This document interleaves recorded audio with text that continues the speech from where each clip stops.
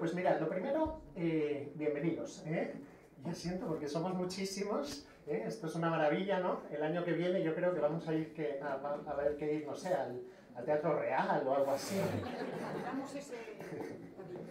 O tiramos un tabique, ¿no? Y lo alargamos todo, no sé. Bueno, pues nada, vamos a intentar que todos nos podamos sentar, pero bueno, todo llegará, están yendo a por sillas. Entonces, lo primero, alguien me preguntaba. Uy, esta ruedita. No sé. Bueno, como yo tengo voz, se me oye bien, ¿verdad? Sí. Bueno, alguien me preguntaba, ¿qué es el aula de teología? Que es el que convoca esta jornada. Pues lo voy a explicar brevemente, ¿de acuerdo? El aula de teología desde el corazón de Cristo es una institución de la diócesis de Getafe, está unido al Centro Diocesano de Teología de nuestra diócesis de Getafe. Y su misión es, pues, hacer teología desde el corazón de Cristo, es decir, formar a los cristianos en su fe, muy especialmente desde esta mirada de la espiritualidad del Sagrado Corazón de Jesús, ¿de acuerdo? Esta es como nuestra función. Hay más aulas de teología en España, por ejemplo, en Barcelona, en Toledo, en Canarias, en Cáceres, hay distintas aulas de teología y todas están unidas, junto con otras instituciones que viven del corazón de Jesús, en un instituto que se llama Instituto del Corazón de Cristo, que a lo mejor también lo habéis visto por ahí, ¿vale? Instituto del Corazón de Cristo. Entonces, junto con estas dos grandes instituciones, pues nuestra labor en la diócesis es fomentar, y cada año hacemos, ya llevamos bastantes años, ¿no? Desde la pandemia, pues me toca a mí encargarme un poquito del aula. Lo que hacemos es, pues eso, alguna jornada de formación con conferencias, y vamos sacando distintos temas que siempre quedan grabadas, de tal manera que si queréis pues ver conferencias de otros años, están en la página web de la diócesis. Entonces ahí, pues bueno, una maravilla, para mucha formación, para que podamos, sobre todo el gran objetivo es conocer mejor el corazón de Jesús para amarlo más. Conocer mejor el corazón de Jesús para amarlo más. Y entonces nosotros intentamos, pues sobre todo esto, ¿no? Poder ayudar a conocerlo mejor, ¿no? Que es un gran tesoro que tenemos en la Iglesia y que tenemos que poder disfrutar. Y por eso, pues esta jornada, su plato fuerte, digamos, pues son las conferencias, ¿de acuerdo? Tenemos dos conferencias por la mañana y por la tarde una mesa redonda en la que, pues en un formato un poquito más testimonial, digamos, de experiencia, ¿no? Estáis todos invitados a toda la jornada, pero bueno, si alguno pues por la tarde no puede ir, o pues no pasa nada, por supuesto, todo lo que podáis. Y vamos a ver, y entonces, además de la formación, siempre creo que es muy bueno y muy interesante que junto a la formación tengamos oración y convivencia. Y por eso, en esta jornada tenemos el Santísimo expuesto durante toda la jornada, ¿de acuerdo? Está ya expuesto en la capilla de arriba, a lo mejor habéis pasado y lo habéis visto. Y entonces hay unas listitas que he dejado por ahí, que podéis compartir, en que con los que os habéis apuntado hice como unos turnos, hay como 8 personas por turno de media hora, o sea que hay de sobra, y entre todos los que somos cubrimos de sobra toda la jornada, ¿no? Pero entonces la lista es orientativa para que nos aseguremos de que nunca se queda solo el Santísimo, ¿de acuerdo? Entonces, si uno dice, bueno, pues yo tengo 15 minutos, me arreglo con mi amiga o con mi amigo que está en la misma, pues tú haces 15 minutos y yo hago 15 minutos, ¿de acuerdo? Y entonces así nos hacemos un poquito, pues entre todos, cuidamos de estar, ¿no? Entonces, sin ninguna vergüenza ni preocupación, si uno dice, en medio de una charla, me toca ahora, pues coge, se va, se sube, está 15 minutos rezando, o lo que quiera, y se baja luego cuando eso, ¿de acuerdo? Y así, pues hasta que tengamos la misa al final. Nuestra teología, teología del corazón de Cristo, es por eso una teología arrodillada, que se dice a veces, ¿verdad? Y así tiene que ser, porque no solo venimos a iluminar, o no podremos iluminar nuestras mentes si no nos ponemos de rodillas delante del Señor, ¿no? Para adorar el corazón de Cristo en la Eucaristía, ¿vale? Así que eso por un lado. Y por otro lado habrá algunos momentos pues de convivencia, ¿no? Después de la charla tendremos un café, a ver si llega para todos, y bueno, podemos luego comer también juntos, arriba, etcétera, ¿no? Yo creo que es muy bueno también que todos los que amamos al corazón de Jesús, pues nos conozcamos entre nosotros para ayudarnos, pues a amarle más, y entre todos, ¿verdad? Pues siempre es más fácil, Así que bueno, eso así como introductorio, de un poquito todo lo que vamos a tener en el día. Y otro aviso muy práctico, aquí a la salida a la derecha hay unos servicios, igual que al lado de la capilla arriba hay otros, ¿de acuerdo? Para que no lo necesiten. Pues dicho esto, vamos ya a presentar a nuestro ponente, ¿de acuerdo? Que ha habido que hacer un pequeño cambio, que en principio estaba pensado que fuera Ignacio Manresa, el párroco, pero tenía un compromiso, va a venir a la siguiente. Hemos cambiado simplemente el orden, ¿de acuerdo?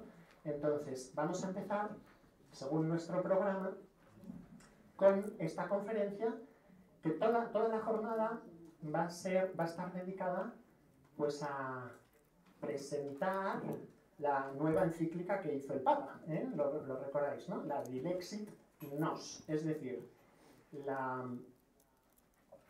el Nos Amor, la gran encíclica que el Papa hizo pues sobre el corazón de Jesús, hace muy poquito que se presentó. Entonces, mi idea fue, a ver, ¿cómo hacemos? Había varias opciones, ¿no? Os explico. ¿Cómo hacemos para invitarnos a todos pues a leer y a sacarle jugo a la encíclica? Entonces, podríamos haber hecho por capítulos, pero yo pensé que era más interesante hacer como algunos temas transversales que hay en la encíclica, ¿no? Que aparecen pues en toda la encíclica, ¿no? Y se me ocurrieron estos temas que creo que nos pueden ayudar, ¿no?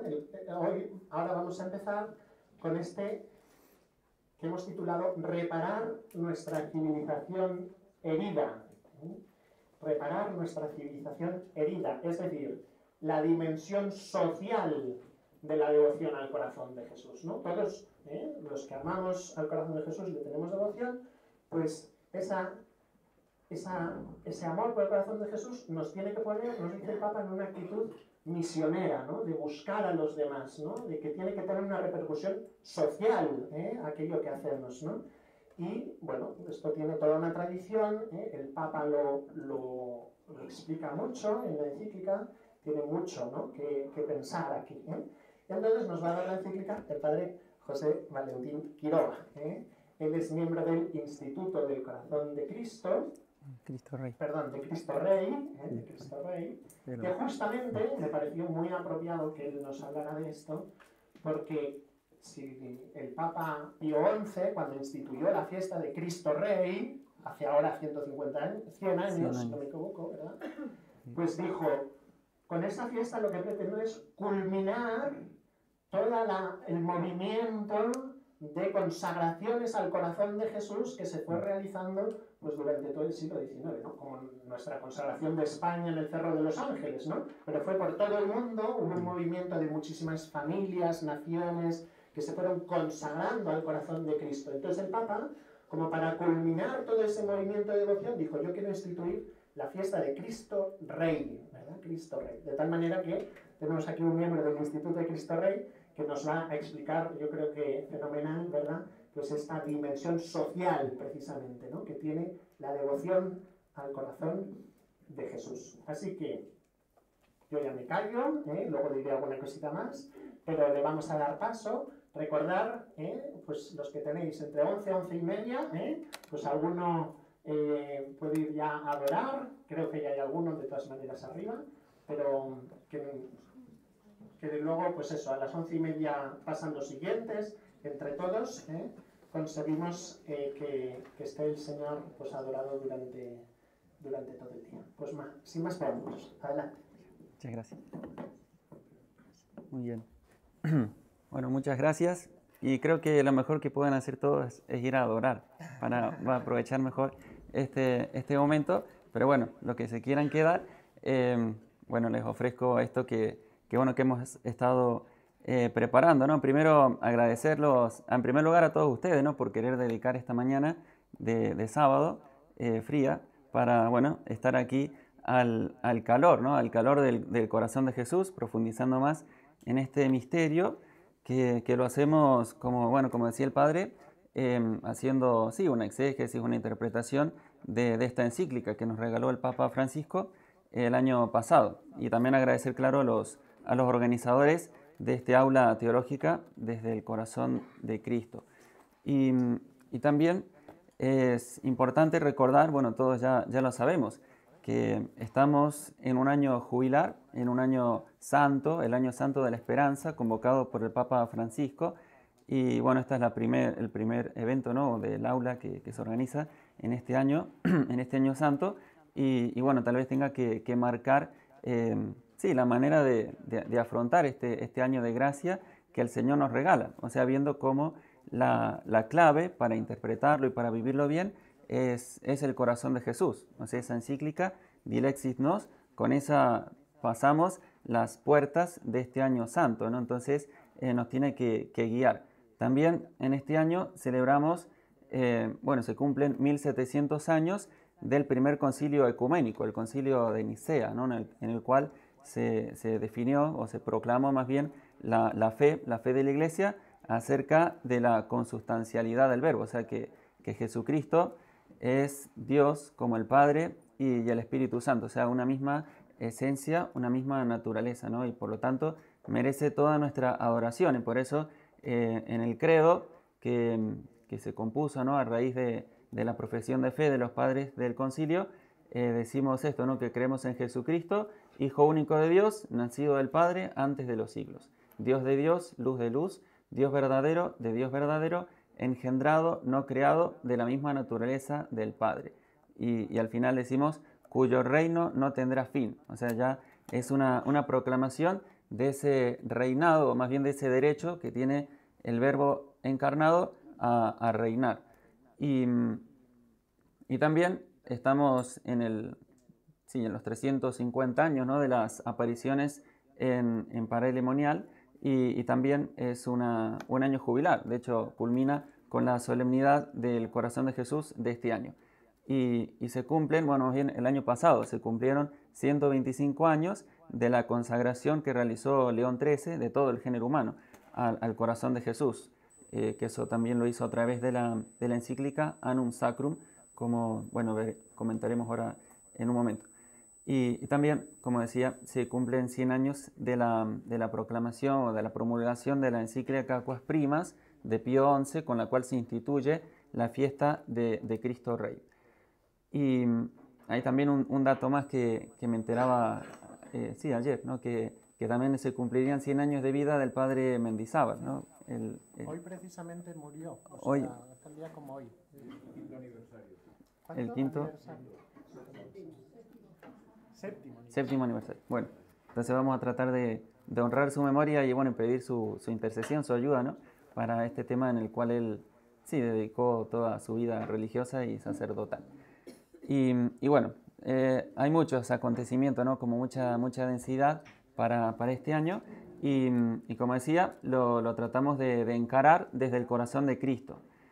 Y entonces vamos a desarrollar un aspecto, no solo de esta encíclica, sino de toda la devoción al corazón de Jesús, ¿no? Es verdad que en esta encíclica tal vez se hace explícita en referencia, o sea, de hecho en el capítulo 5 se titula así, ¿no?, la dimensión social de la devoción, ¿no?, y sobre todo la dimensión social de la reparación como acto propio de esta devoción. Pero está presente en toda la devoción al corazón de Jesús desde sus inicios, que en definitiva los inicios están en el mismo Evangelio, pero sabemos cómo eso alcanza un auge tan grande con las apariciones a Santa Margarita María. Y ya en los mensajes que recibe ella está ahí como el núcleo este tema, ¿no?, de la dimensión social. Y además el Papa Francisco dice que el corazón de Jesús, dice, es como la clave para interpretar sus encíclicas sociales, o sea, las que él mismo ha promulgado, y podríamos decir para interpretar toda la doctrina social de la Iglesia, ¿no? Dice el Papa, casi al final de Dilexit Nos, en el número 217, lo expresado en este documento nos permite descubrir que lo escrito en las encíclicas sociales Laudato Si y Fratelli Tutti no es ajeno a nuestro encuentro con el amor de Jesucristo, ya que bebiendo de ese amor nos volvemos capaces de tejer los lazos fraternos, de reconocer la dignidad de cada ser humano y de cuidar juntos nuestra casa común. O sea, como el corazón de Jesús es la clave hermenéutica para interpretar correctamente estas encíclicas, ¿no? Estas encíclicas sociales, además. Y como decía, toda la doctrina social de la Iglesia también se puede entender desde el corazón de Jesús. Y es importante saberlo, ¿no? Porque esta dimensión social es parte esencial de la devoción cuando es auténtica. O sea, cuando hay un auténtico culto, una auténtica devoción al corazón de Jesús, brota también esta dimensión social. Y antes de comenzar o de abordar este tema, podríamos preguntarnos precisamente esto, ¿no? Si realmente existe esta devoción social y si de haberla, si hubiera realmente una dimensión social en la devoción, si es buena o conveniente y sobre todo en los tiempos actuales, o si se encaró bien, digamos, ¿no? A lo largo de la historia, este tema de la dimensión social. Y sabemos que una de las tantas objeciones que se han hecho a la devoción al corazón de Jesús es que tenía como un supuesto carácter intimista o individualista que de alguna manera aislaba al fiel del entorno social. O sea, como que ser devoto del corazón de Jesús o la misma devoción invitaba más bien a un encuentro personal con el amor de Cristo, es verdad, pero que esa devoción podía permanecer perfectamente al margen de la vida social. O sea, que la devoción al corazón de Jesús, al ser una relación así, íntima, personal, privada, perfectamente se podía vivir de puertas adentro, ¿no? De puertas adentro o a lo sumo en círculos pequeños, pero que no tenía o no tiene, digamos, como una proyección así hacia afuera o a la vida social, que no le tiene nada que decir ni a la educación, ni a la política, ni a la economía. Es algo así, puramente devocional en el sentido de íntimo, ¿no? de individual. Incluso hasta individualista, ¿no? se ha dicho. Y ya Pío XII era consciente de este tipo de objeciones y al escribir Aurietis Aquas, que es la encíclica que él dedica al corazón de Jesús, decía: no faltan quienes juzgan este culto, esta devoción, como algo superfluo, de poca o ninguna utilidad. Singularmente, dice, para los que militan en el reino de Dios, o sea que para alguien que está dedicado al apostolado activo, a la conquista de las almas para Cristo, bueno, la devoción al corazón de Jesús es inútil, decían algunos objetores, ¿no? En la época de Pío XII.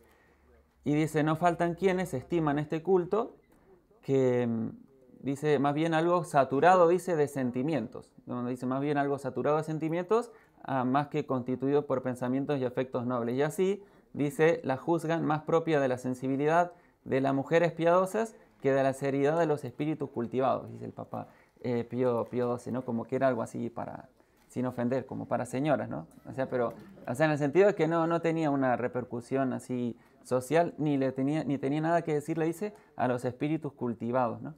Y también dice el Papa, otros objetores, dice que consideran que esta devoción exige, sobre todo penitencia, expiación y otras virtudes que se juzgan más bien pasivas, o sea, pasivas, ¿no? Como, estaba esa distinción que se hizo en un momento o por una escuela, digamos, de espiritualidad entre virtudes pasivas y virtudes activas, ¿no? Como que las activas eran las que se referían a las obras de caridad o de misericordia, así ad extra, y las pasivas era para el cultivo de la propia vida interior, ¿no? Y entonces, claro, se pensaba que esta devoción solo se refería a ese tipo de virtudes. Dice que aparentemente, no producen frutos externos.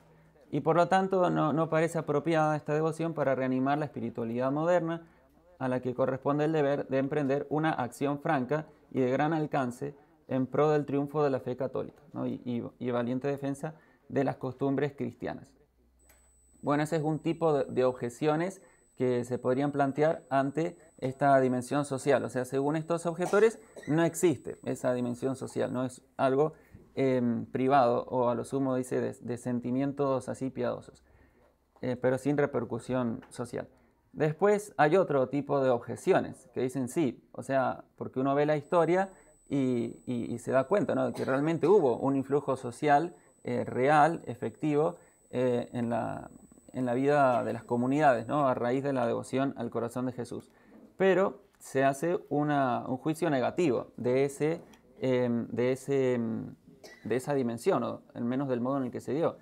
Y entonces, por ejemplo, un historiador de la Iglesia contemporánea dice que el tema del corazón de Jesús continúa siendo, a los ojos de muchos, psicológicamente y sociológicamente ligado a las pretensiones políticas reaccionarias de restauración antirrevolucionaria. Para muchos, así entre paréntesis, católicos de izquierdas, la devoción al corazón, entre comillas, la devoción al corazón de Jesús parece irremediablemente comprometida por las conexiones políticas de sus protagonistas. O sea, como si la devoción al corazón de Jesús hubiera sido una bandera política, ¿no?, una bandera o un modo de captar adeptos, pero para causas políticas, ¿no?, y que necesariamente la dimensión social siempre causa polarización, conflictos, división en la sociedad. Entonces, como que sería incluso hasta negativo pensar que esta devoción, o sostener o tratar de vivir el aspecto social de la devoción. ¿Y qué podemos decir a todo esto? Bueno, pues lo que la Iglesia enseña, ¿no?, el magisterio de la Iglesia desde León XIII hasta el Papa Francisco, ¿no? Y al primer tipo de objeciones que niegan ese aspecto social, se puede decir que el aspecto social es precisamente una dimensión esencial o una consecuencia necesaria de la auténtica devoción al corazón de Jesús. Y además, esto se expresa, lo han expresado así, el magisterio y la fe, incluso el sentir, ¿no?, la fe, el sentido de la fe, ¿no?, del pueblo de Dios, lo ha expresado en términos de soberanía o realeza o reinado, ¿no?, un reinado del corazón de Jesús, porque ya el Señor se lo manifestó así a Santa Margarita María, ¿no? Jesús quiere reinar, no solo en el corazón de los individuos, sino en las familias, las instituciones, las naciones, la sociedad en general, ¿no? Además, del magisterio de los papas y del sentido del desarrollo de esta devoción, se sigue también que el corazón de Jesús es el principio y el fundamento de la civilización del amor, de la que hablaba el Papa Juan Pablo II. Y también esta devoción es fuente de regeneración para el tejido social herido, dañado por el pecado, ¿no?, incluso por ese pecado que también la Iglesia llama la estructura de pecado, ¿no?, ese pecado social, así entre comillas, ¿no?, bien entendido, porque el pecado siempre es una realidad personal, pero tiene efectos, consecuencias sociales. Entonces, la Iglesia presenta al corazón de Jesús como salud, como sanación del tejido social herido por el pecado, por el egoísmo, por la injusticia y el desamor. Y al segundo tipo de objeciones que ven en la devoción al corazón de Jesús algo como de un partido o de una ideología política en concreto, hay que decir que el magisterio ha respondido a esto, ¿no?, indicando los elementos esenciales, permanentes y universalmente válidos de esta devoción, ¿no?, y de este aspecto social, al margen de toda interpretación partidista, nacionalista o ideológica. O sea, si uno se fija en el magisterio, en la liturgia de la Iglesia, no aparece ese aspecto, diríamos, polarizante o conflictivo, así para la vida social o común. A veces no hay ningún atentado, digamos, a la sociedad democrática, ni a la libertad religiosa, ni a la libertad de pensamiento, ¿no? Más bien hay una ordenación de todo, de la vida social según Dios, ¿no?, como lo enseña la Iglesia. Y entonces vamos ahora a hacer un recorrido por el magisterio de los papas hasta Dilexit Nos, y especialmente vamos a ver cómo este aspecto social se desarrolla o se manifiesta, en esos dos aspectos o dos elementos esenciales de la devoción al corazón de Jesús, que son la consagración y la reparación. Y entonces, bueno, empezamos por ahí, ¿no? O sea, como tanto la consagración como la reparación, que desde Santa Margarita María, digamos, son los dos elementos o, sí, fundamentos, ¿no?, de esta devoción, manifiestan o tienen una dimensión social. Primero, la consagración.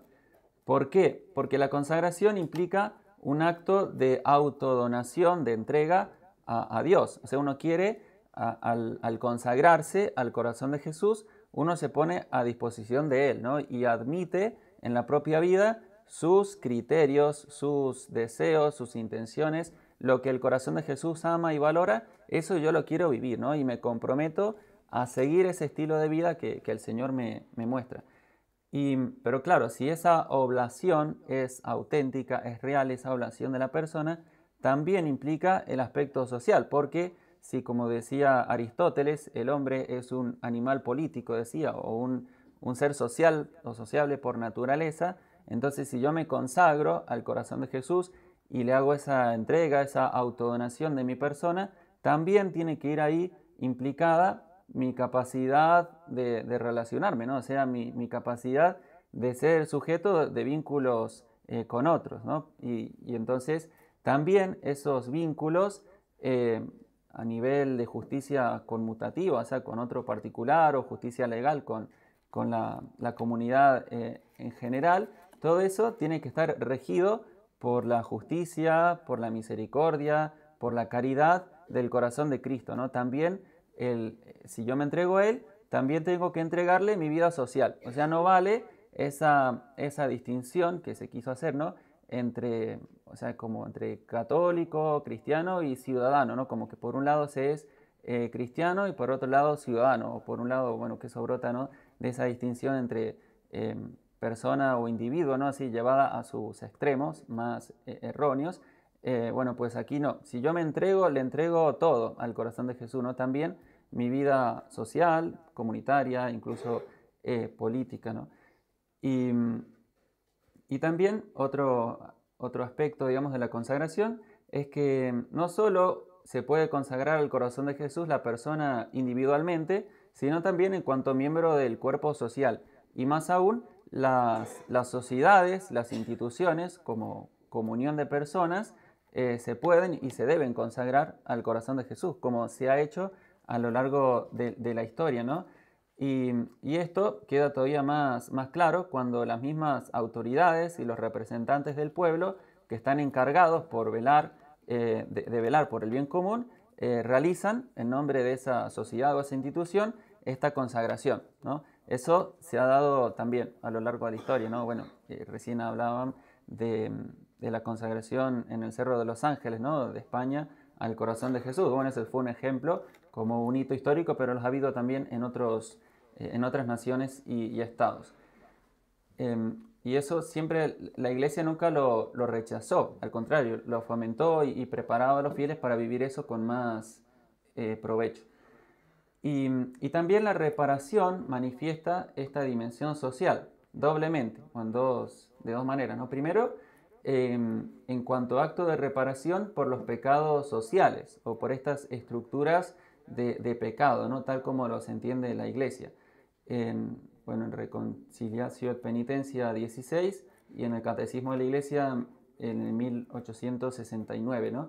Ahí se habla cómo la sociedad queda herida por el pecado del hombre, pero cómo esa proliferación del pecado a veces instaura estructuras de pecado, ¿no? O sea, situaciones en las cuales, ajenas, claro, a la voluntad de Dios y que desvían a los corazones del encuentro con Dios, incluso son ocasión o motivo de ofender a Dios. Entonces de eso también la sociedad misma y a través de sus representantes tiene el deber de reparar, ¿no?, de reparar por eso y de cambiar esas estructuras de pecado.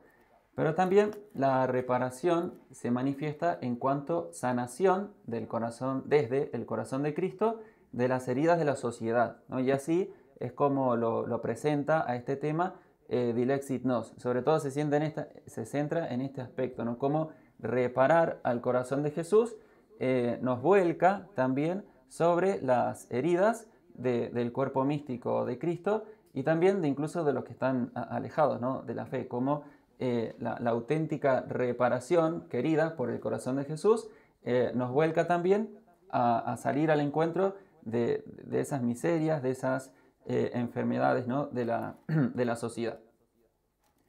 Y bueno, ahora sí, yendo al desarrollo magisterial, ¿no? Primero hay que decir que ya desde las mismas revelaciones a Santa Margarita María se veía claro esto, ¿no? Pero con ocasión de la beatificación de Margarita María en 1767 se hicieron públicos unos escritos que hasta entonces estaban inéditos, ¿no? Y entre ellos unas cartas que le dirigía la santa a su superiora y a su director espiritual, en la cual, en estas cartas, le daba cuenta de unas comunicaciones que le había realizado el corazón de Jesús acerca de Francia, o sea, de la nación francesa, ¿no? Y entonces le decía el corazón de Jesús, refiriéndose al rey de Santa Margarita, que era el rey Luis XIV, ¿no?, el rey Sol, como lo llamaban. Le decía: haz saber al hijo primogénito de mi sagrado corazón, ¿no?, tal vez por eso de Francia, ¿no?, como hija primogénita de la iglesia, que así como se obtuvo su nacimiento temporal por la devoción a los méritos de mi sagrada infancia, o sea, haciendo referencia a un hecho milagroso en la vida del rey, así alcanzará su nacimiento a la gracia y a la gloria eterna por la consagración que haga de su persona a mi corazón adorable, que quiere alcanzar victoria sobre el suyo y por medio del suyo sobre los grandes de la tierra. Quiere reinar en su palacio y estar pintado en sus estandartes y grabado en sus armas, para que queden triunfantes de todos sus enemigos, abatiendo a sus pies a esas cabezas orgullosas y soberbias, a fin de que quede victorioso de todos los enemigos de la iglesia. Bueno, estas peticiones, entendidas también en el lenguaje de la época, sin embargo reflejan cómo el Señor pedía al rey de Francia, en cuanto representante del Estado, de la sociedad, que haga un reconocimiento de una soberanía superior. O sea, que él, que había dicho que él era el Estado, ¿no?, y es como el máximo representante del absolutismo, bueno, pues tenía a alguien por encima, ¿no?, que es Jesucristo, ¿no? Y a él tenía que consagrarse personalmente y a través del ejercicio de sus funciones, bueno, a toda la sociedad francesa, incluso a otras naciones, ¿no? O sea que en el plan era como que Francia fuera difusora de la devoción al corazón de Jesús. Bueno, dicen los historiadores que el rey nunca se enteró de estas peticiones y que tampoco, si se hubiera enterado, posiblemente no hubiera hecho nada al respecto. Y muchos, claro, haciendo una lectura desde la teología de la historia, ¿no?, y de la historia de Francia, veían que posiblemente eso fue lo que influyó en la devastación, ¿no?, que vino después. O sea, ahora que ahí parecía que la monarquía francesa era imbatible y que se llevaba al mundo por delante, y unos siglos después, bueno, terminó decapitado el rey de Francia. O sea, se acabó todo ese esplendor. Incluso algunos decían que el mismo rey Luis XVI, que iba a morir guillotinado, él había hecho como ahí, como casi camino al cadalso, no hay como mucha certeza, pero está esa opinión, bueno, como que había dicho que él iba a realizar, a cumplir esas peticiones que se hicieron a su predecesor, ¿no? Pero bueno, no tuvo tiempo el pobre. Y bueno, después sucedió todo lo que sabemos, ¿no?, en la historia de Francia, y todo lo contrario, ¿no?, porque Francia fue un difusor de la ideología y de la irreligión, ¿no?, y de la lucha contra Dios incluso. Pero bueno, será otro rey, ¿no?, Alfonso XIII, descendiente de Luis XVI, quien consagrará la nación española en 1919 al corazón de Jesús. Pero eso en Francia no se había olvidado. Incluso como haciendo esa lectura, ¿no?, de la historia, veían que la vinculación que había entre la devoción al corazón de Jesús y el bien de la patria, y también después de todos los desmanes, digamos, de la revolución y todo lo que vino después, el pueblo francés, el pueblo creyente, era consciente de que tenía que expiar por esos pecados, o sea, por la persecución que se hizo de la iglesia, asesinatos de sacerdotes, destrucción, bueno, tantísimo mal, ¿no?, que se realizó y que conocemos, ¿no? Y entonces se realiza un voto nacional de construir un templo expiatorio, ¿no?, que es la actual iglesia del Sagrado Corazón en París, ¿no? O sea que es un centro, bueno, estaba ideado así, ¿no?, como un lugar para expiar, para reparar por los pecados sociales, ¿no?, de la Francia atea y enemiga de Cristo, ¿no? Y bueno, en la misma Santa Margarita María, bueno, decía esto, ¿no? El adorable corazón de Jesús quiere establecer su reinado de amor en todos los corazones, ¿no? Y bueno, y todo esto para un desarrollo histórico, les recomiendo que lean sí, o sea, lo escribió Luis Cano, que es un historiador, un profesor también, que está recogido en este tomo que se hizo para el centenario de la consagración de España. Ese tomo así grandote que pueden conseguir en el cerro. Y está muy bien. Y bueno, ahí hace todo un desarrollo histórico de la devoción, ¿no? Pero bueno, vamos ahora sí al magisterio propiamente, ¿no?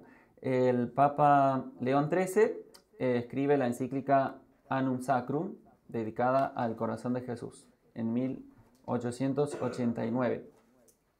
Y allí, bueno, viendo el aspecto social, o sea, cómo se manifiesta allí, siempre los papas, o sea, a partir de León XIII, en las encíclicas papales sobre el corazón de Jesús, digo, van a destacar como el panorama, o sea, los males que vive la sociedad y en qué medida y de qué manera el corazón de Jesús es el remedio, ¿no?, la salvación.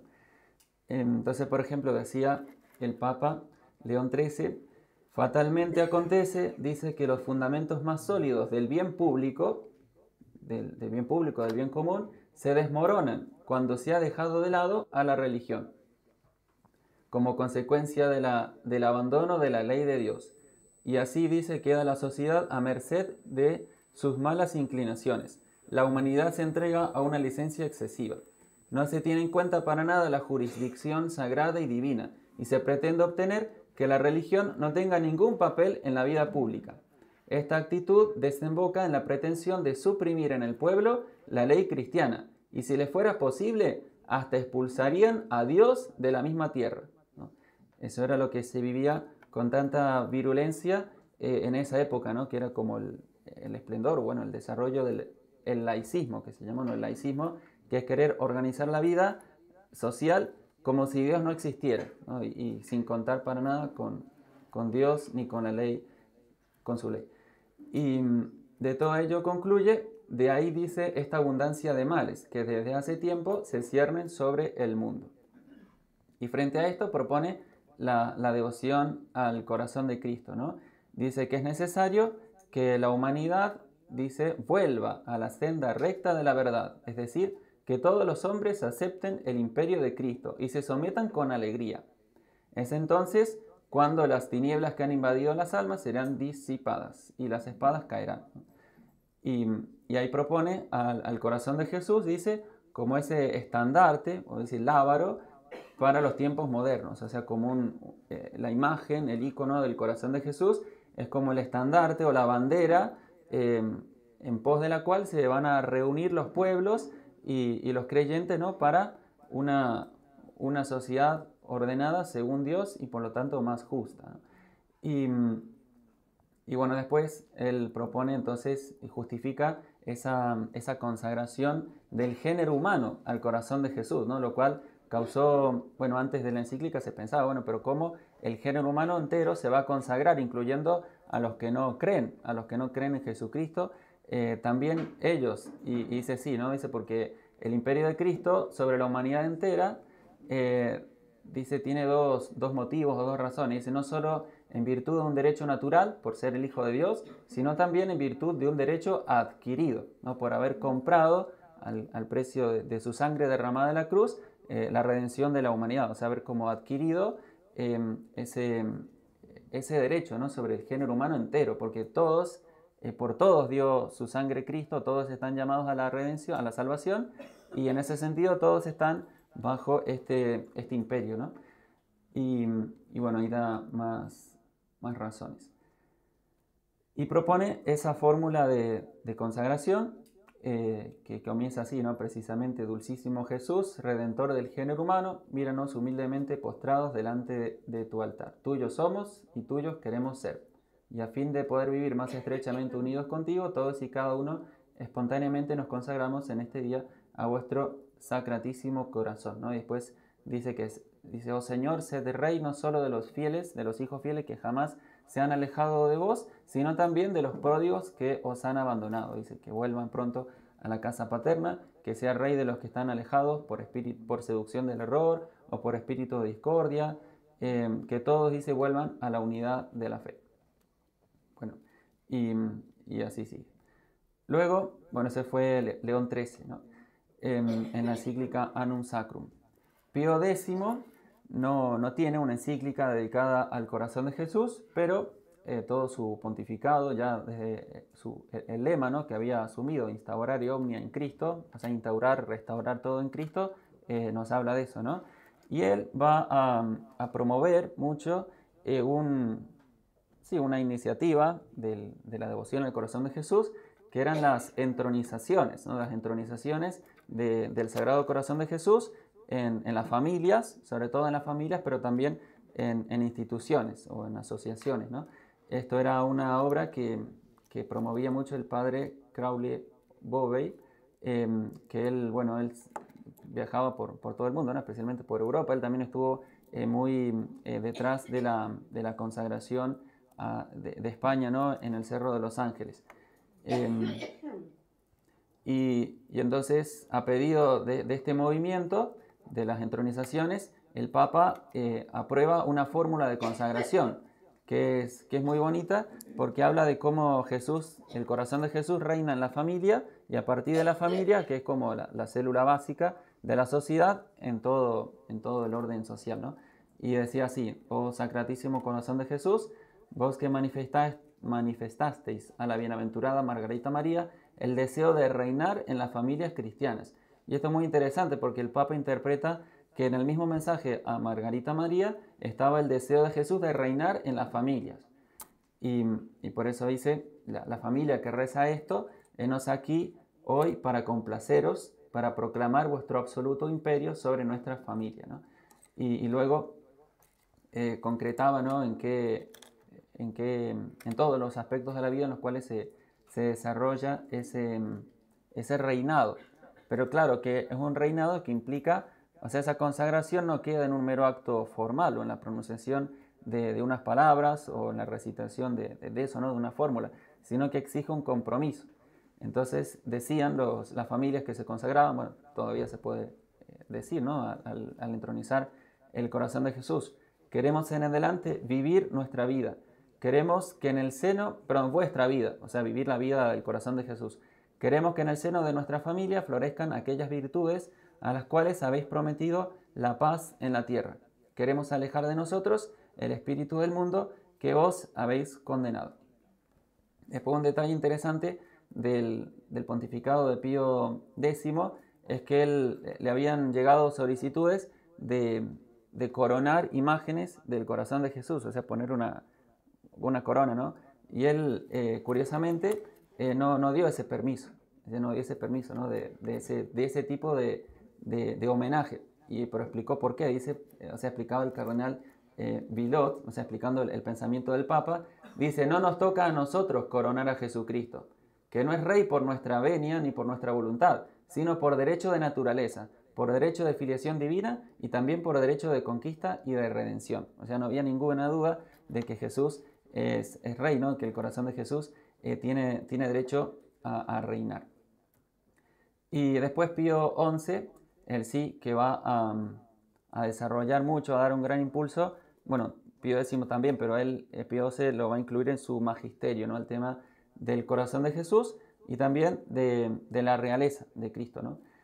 Sabemos que el Papa Pío XI fue un papa grandioso, ¿no? Fue el Papa de la Acción Católica, el Papa de Cristo Rey, de las grandes enseñanzas sociales, y también el Papa que combatió así de frente, directamente y con mucha valentía los totalitarismos, ¿no? Sobre todo el nazismo, el fascismo y el comunismo o el materialismo ateo, ¿no?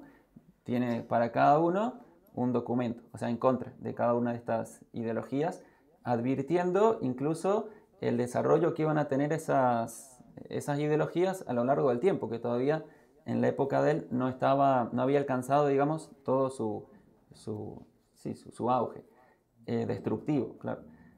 Y claro, él es el Papa también de Cristo Rey, o sea, porque la principal defensa contra los totalitarismos de este mundo en sus distintas manifestaciones es esto, o sea, afirmar la soberanía del corazón de Jesús, o sea, es decirle al Estado, al príncipe, bueno, a quien sea, al que está al frente de la sociedad, que ahí hay un ambiente en el cual no puede pasar, o sea, hay un aspecto de la persona, el núcleo principal de la persona, en la cual el único soberano es Jesucristo, ¿no? Sobre todo en lo que se refiere al acto de fe. O sea, por eso está esa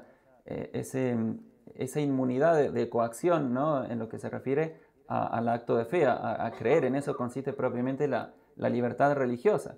Entonces lo que está diciendo el Papa es que por encima de cualquier soberano de este mundo está Jesucristo. Y hay un ambiente en el cual no se puede meter, ¿no? O sea, en esa relación entre el creyente y Dios, y en la búsqueda de la fe verdadera y en la donación que realiza la persona a Dios y al corazón de Jesús, bueno, ahí no se puede meter nadie, no se puede meter el Estado, que siempre está como con esas ansias de ir acaparando más y más ámbitos, ¿no? Bueno, la devoción al corazón de Jesús y sobre todo el aspecto social y Cristo Rey es como un freno, ¿no? A ese estado invasor, ¿no? Que quiere abarcar todo y regular todo en la vida de las personas.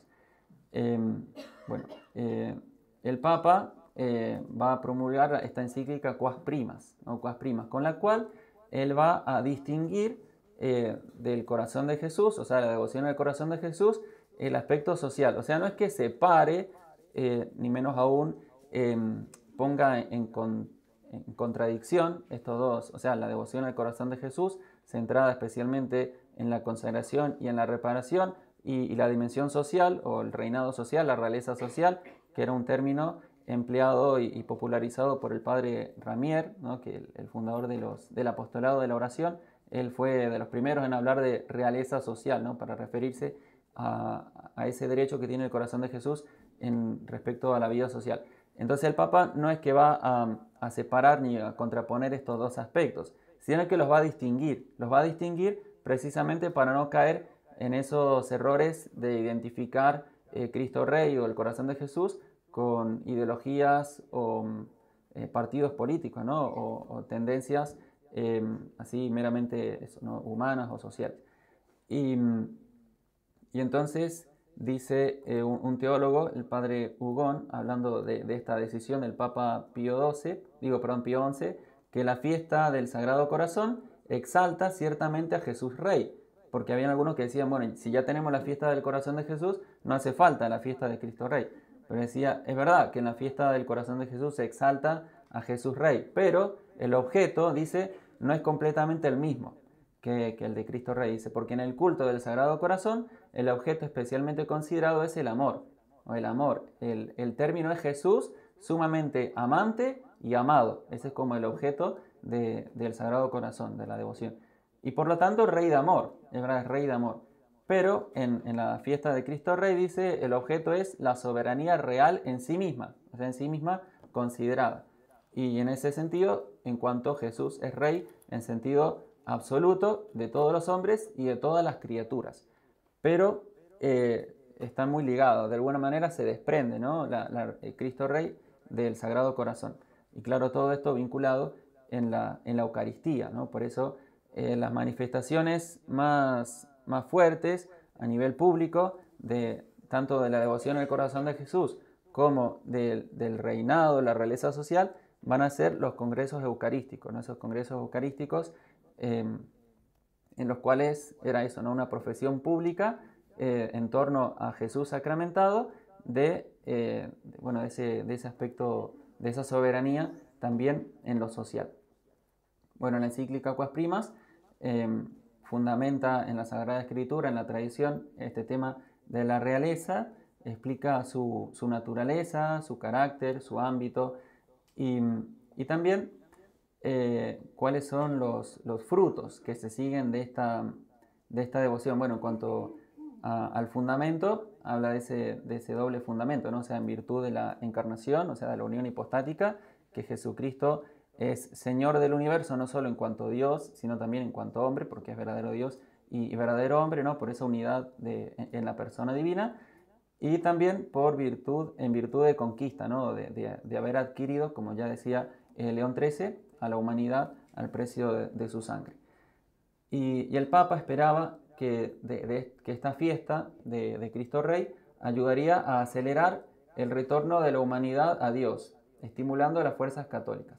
Y también para condenar y reparar de alguna manera la pública apostasía que con tanto daño de la sociedad ha provocado el laicismo, ¿no? Él decía que el laicismo era la peste, decía la peste de nuestro tiempo es el laicismo, ¿no? Y el remedio es reconocer a Jesucristo como rey, como soberano. O sea, si el laicismo dice Dios no dice nada a la vida social, no cuenta nada ni en la educación, ni en la política, ni en la cultura, ni en la economía, la respuesta de la Iglesia es Dios sí que cuenta, y no solo eso, sino que Jesucristo, o sea, el Hijo de Dios hecho hombre, es soberano también, ¿no? Esa fue la respuesta de Pío XI. Y por eso decía, el Papa dice, cuanto mayor es el indigno silencio con que se calla el dulce nombre de nuestro Redentor en las conferencias internacionales y en los parlamentos, tanto más alta debe ser la proclamación de ese nombre por los fieles y la energía en la afirmación y defensa de los derechos de su real dignidad y poder. Y también para mostrar, ¿no?, la vinculación entre Cristo Rey y el Sagrado Corazón, el Papa manda que en la fiesta se renueve la consagración al género humano de que había hecho León XIII. O sea, en cada celebración de Cristo Rey se realice nuevamente esa consagración.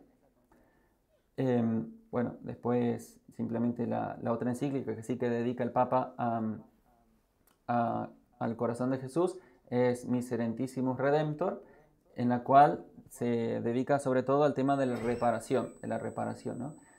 Y entonces también ahí aparece claro el aspecto el aspecto social, hablando primero de la consagración y luego de la reparación. Pero bueno, si no va a ser muy largo. Así que avanzamos. Bueno, Pío XII tiene Aurietis Aquas, también sobre el corazón de Jesús, que es un verdadero tratado del corazón de Jesús. Y ahí también enseña, dice que es un culto providencial. Dice, ante tantos males que hoy más que nunca trastornan a individuos, familias, naciones y el orbe entero, dice, ¿dónde vamos a encontrar un remedio? Dice, en el culto al augustísimo corazón de Jesús. Dice, esto responde mejor a la índole propia de la fe católica y satisface con eficacia las necesidades espirituales actuales de la Iglesia y del mundo entero. Y también dice aquí, dice, ¿qué homenaje religioso más noble, más suave y más saludable que este culto? Pues se dirige todo a la caridad misma de Dios. Por último, ¿qué puede haber más eficaz que la caridad de Cristo, que la devoción al Sagrado Corazón promueve y fomenta, para estimular a los cristianos a que practiquen en su vida la perfecta observancia de la ley evangélica? Dice, sin la cual no es posible instaurar en los hombres la paz verdadera, como claramente enseñan aquellas palabras del Espíritu Santo. Obra de la justicia será la paz. O sea, como la devoción en el corazón de Jesús iba a contribuir a la paz social también, ¿no?, en la medida en que se viva fielmente. Después el Concilio Vaticano II, bueno, ahí sobre todo en el número 45, de Gaudium et Spes y en el número 36 de Lumen Gentium se vuelve a hablar, ¿no?, de la soberanía de Jesucristo, y también sobre todo en Lumen Gentium 36, de cómo los principales agentes, digamos, de la extensión o de la realización en la vida social del reinado de Jesucristo son los laicos, ¿no? Decía los laicos, ¿no?, que participan de ese munus regendi de Jesucristo y lo tienen que ordenar la vida social según Dios. Juan Pablo II tampoco tiene una encíclica explícitamente dedicada al corazón de Jesús, pero lo toca en distintos lugares al tema, y sobre todo tiene esa idea luminosa de la civilización del amor, ¿no? La civilización del amor, que se remonta a la idea de San Agustín en las dos ciudades, ¿no? San Agustín dice: dos amores fundaron dos ciudades, el amor del hombre hasta el desprecio de Dios, la ciudad del mundo, que es Babilonia, y el amor de Dios hasta el desprecio, sí, la humillación, digamos, la humildad del hombre, la ciudad de Dios. O sea, como hay un amor siempre, un amor detrás de la organización que va tomando la sociedad. Y bueno, Juan Pablo II dice que sea el amor de Cristo para instaurar la civilización del amor. Y bueno, Benedicto XVI, sobre todo se puede destacar su encíclica social, ¿no?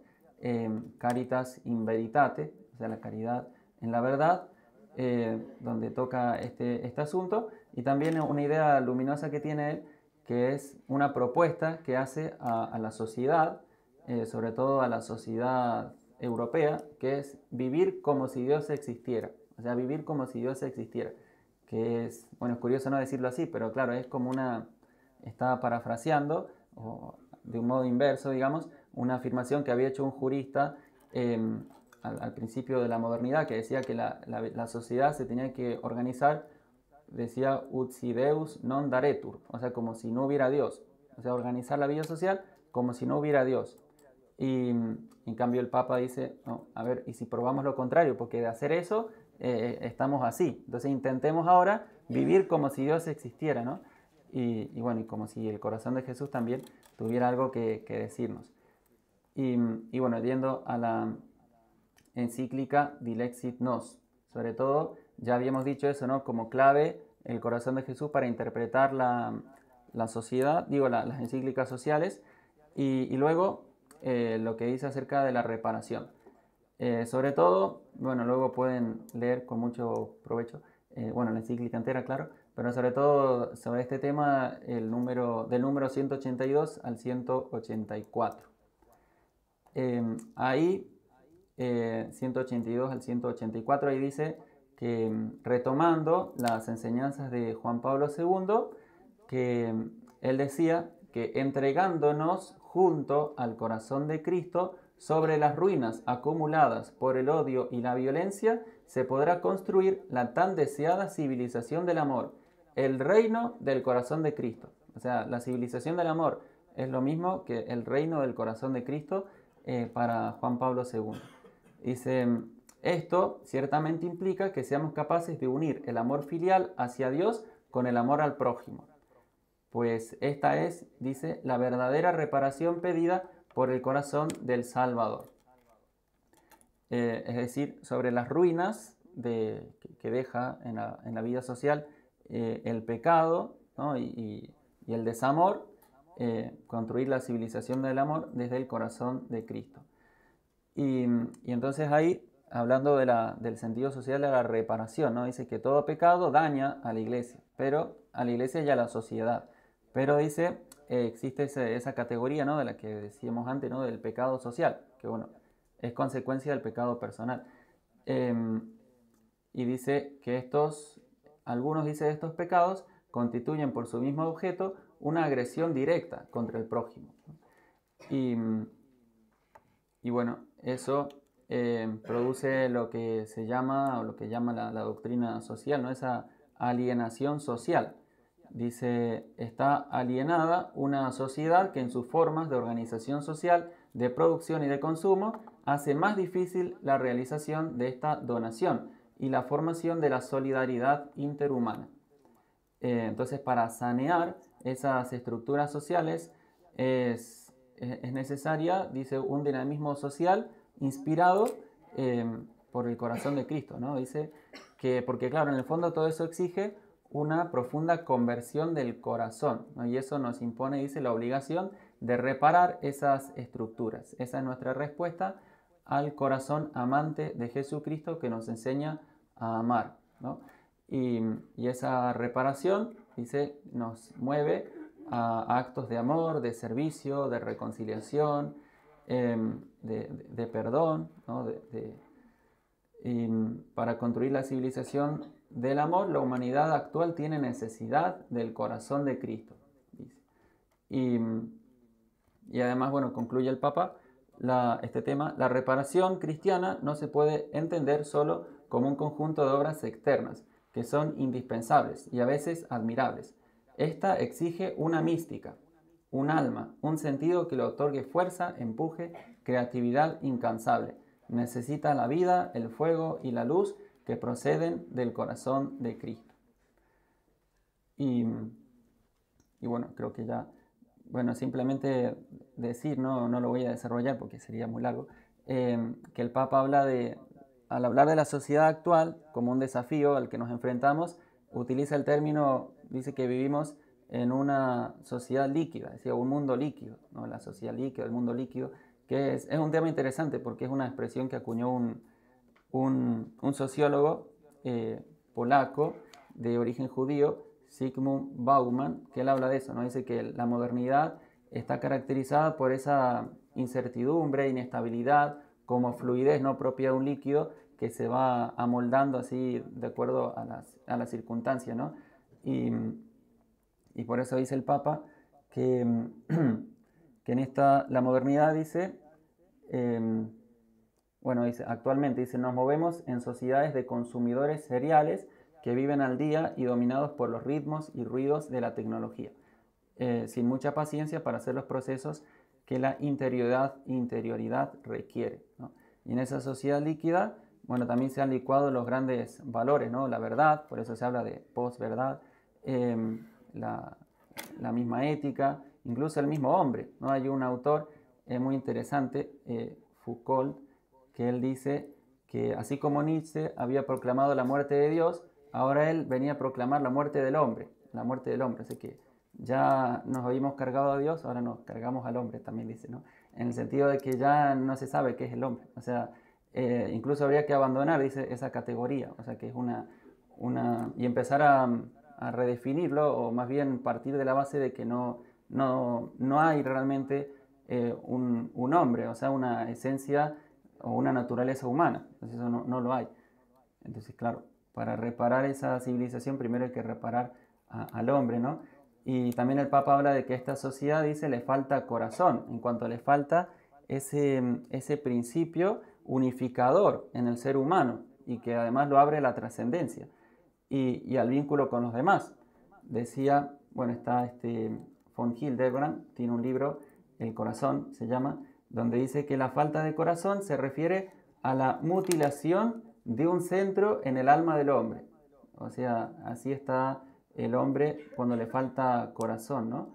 Está como, dice él, incapaz de realizar lo más propio suyo, ¿no? Amar, ser amado, está como muy atrofiado allí y por eso necesita esa sanación. Y además vivimos en una sociedad con un corazón muy duro, ¿no? Y a su vez una mente muy blanda. O sea, el corazón está endurecido, pero la mente está toda licuada. O sea, no hay verdad, no hay nada claro ahí, ni valores, ni nada trascendente. No hay referentes, ¿no? Principios rectores de la vida. Y esto, Chesterton decía que el hombre cuyo corazón no se ablande acabará con los sesos reblandecidos, decía. Dice, el hombre cuyo corazón no se ablanda acabará con los sesos reblandecidos, ¿no? Y es así, porque realmente cuando el corazón se endurece por el egoísmo, las pasiones desordenadas, y si además me dicen que no hay verdad, bueno, claro, ahí está licuado, ¿no? la cabeza, porque claro, el corazón se ha endurecido y viceversa, ¿no? Si la mente está licuada, si no existe la verdad, si no hay un norte claro, nada en lo que afirmarme, también el corazón se termina endureciendo. Y Y al final es lo que decía ya el concilio, ¿no? La criatura sin el Creador desaparece. Por el olvido de Dios, la propia criatura queda oscurecida, ¿no? Y ante eso, el volver a Cristo, predicar la verdad en la caridad, volver a Cristo y vivir como si Dios existiera y como si ese Dios tuviera corazón. Bueno, que es así, o sea, Dios existe y tiene corazón y nos ama, ¿no? Esa es la propuesta para nuestros días, ¿no? Y en esa predicación de la verdad, mostrar la amabilidad de la verdad, que eso también, o sea, si uno predica la verdad desde el corazón de Cristo, muestra que la verdad también tiene algo que decirle al corazón, o sea, no es una cuestión abstracta, meramente conceptual. Y así decía San Buenaventura, no existe la inteligencia y después el amor. Dice, no existe la inteligencia y después el amor. Existe el amor rico en inteligencia y la inteligencia llena de amor, ¿no? Esa es la verdad que tenemos que predicar y que tenemos que vivir principalmente, ¿no? Al final, esta dimensión social de la devoción al corazón de Jesús empieza por someternos nosotros a Él, o sea, y dejar que sean sus deseos, sus ilusiones, sus verdades, sus valores los que guían nuestra vida, ¿no? A hacer propios esos sentimientos, esos amores del corazón de Jesús, para así poder trabajar, ¿no? En esa obra de sanar a la sociedad herida.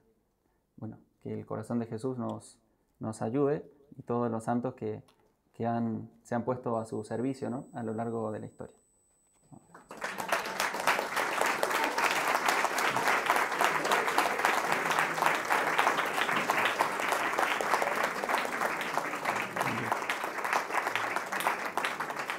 Muchísimas gracias, Padre, que nos has hecho un verdadero recorrido y que nos introduce también para el objetivo, que es que de aquí hay que salir todos con propósito firme de leer la encíclica, porque si no, no vale.